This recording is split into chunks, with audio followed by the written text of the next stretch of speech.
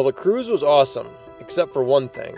Catching the cruise crud virus. What did I expect, putting 10,000 people on a ship together? I guess someone getting sick was inevitable. Just sucked it was me. So what did I catch? Strep throat. I felt really bad the last night on the ship. The fever had set in, and at this point, I wasn't sure what I had. I just knew I felt terrible. And as you will notice, I pretty much stopped taking pictures. Thankfully, AI can create some pretty good images to go along with my story. So after getting off the ship, we were off to the airport. And after about an 8-hour wait, we were once again leaving the US for Mexico. To be honest, I barely even remember this flight.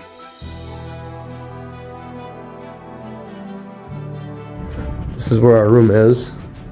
A little kitchenette. And then you gotta come down the hallway, go to the bathroom. And it's a really big bathroom. Got lots of room in here. Really well designed.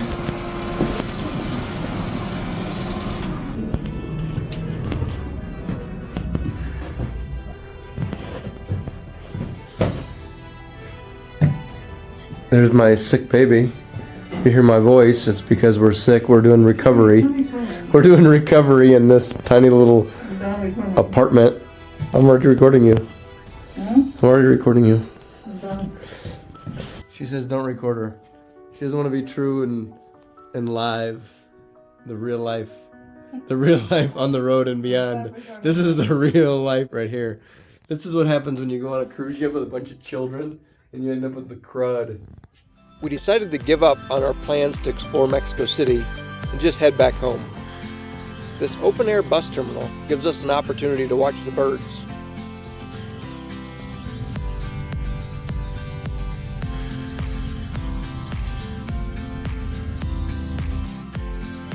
Pulling into town in the wee hours of the morning, waiting for Elvia's parents to come pick us up. We sure were thankful to be getting back to something we call home so that we can recover. I really wasn't getting any better, so in the morning it was off to see a doctor.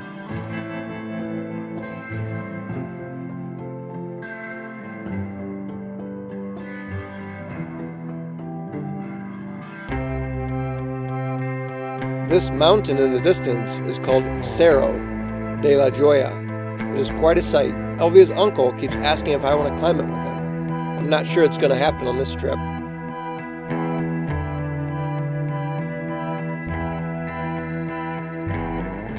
Because of the Lord's great love, we are not consumed, for his compassions never fail. They are new every morning. Great is your faithfulness. Many times in life I have stumbled, and I continue to stumble.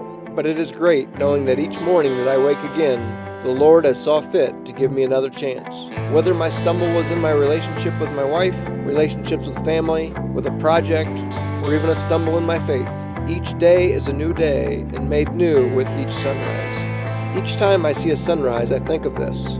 So always remember, if you woke up today, it is confirmation that God is not yet done with you, serving him on his earth, and to make the most of it. It may be a lot to ask to repay God for the life he has given you, but it is much easier simply to live your life one day at a time, doing your best to do what is good in his eyes. Okay, to the doctor I go. This is a tiny little doctor's office next to the town square. Let's see what she says. Take these and you should start feeling better in about 4 days.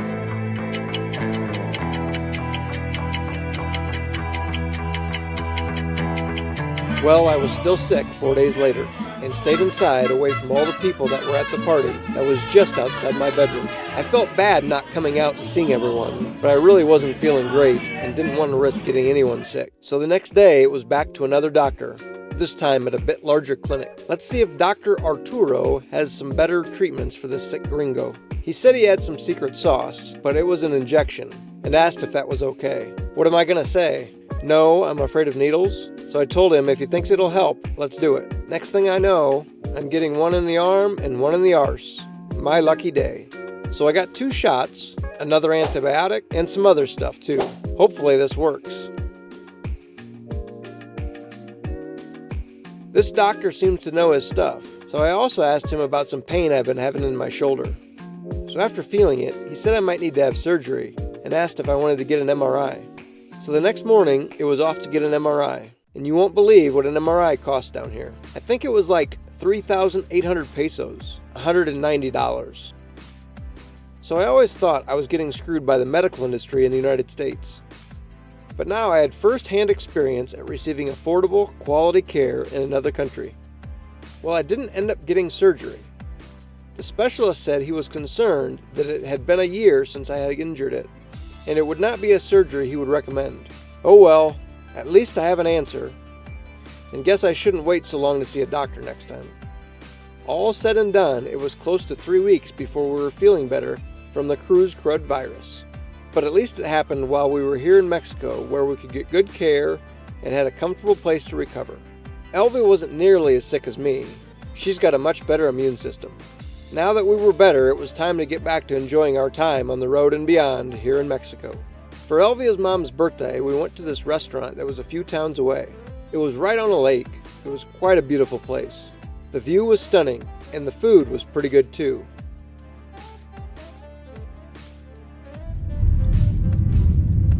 One thing that just never stops amazing me is how many parties and events happen here. It seems like a night doesn't go by where you can't hear a party going on somewhere. I have no idea what the basis for this party is. We came because one of Elvia's cousins was dancing in the performance and invited us. They had several different dances that they had prepared, and there may have been a story or a theme to the dances, but my Spanish is so terrible if they said I didn't understand them.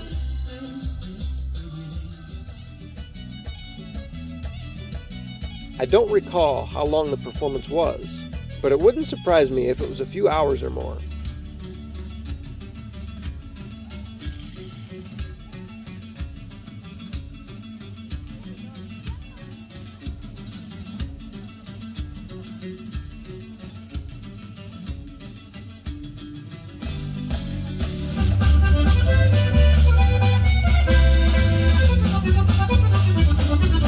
This next one is quite entertaining. Again, not sure what the story behind the dance planning was, like a guy trying to keep two girls happy at once.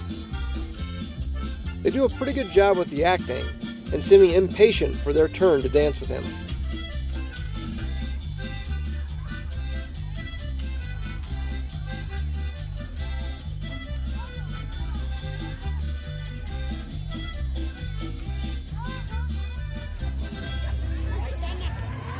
Meanwhile, yet another event is happening in Purundiro.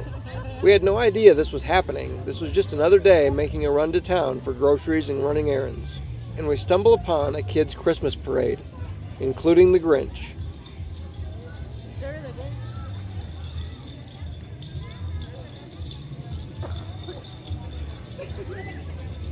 It's a bit weird celebrating Christmas in Mexico. It is 80+ degrees during the day. And I think all but one Christmas I spent in Iowa, and most of them had snow on the ground for the month of December. But the lack of cold temperatures or lack of snow doesn't impact decorating for the holiday here in the South. Everywhere you look, there are Christmas trees and nativity scenes. It is quite beautiful.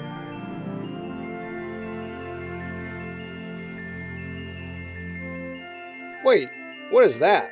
Is that a wood-fired oven in the back of this van? I still haven't been in Mexico long enough that seeing things like this has stopped surprising me. Well, that takes us to the end of 2024. This was my first time celebrating the New Year outside of the U.S. I definitely saw things this year that I had never seen before. Happy 2025, everyone.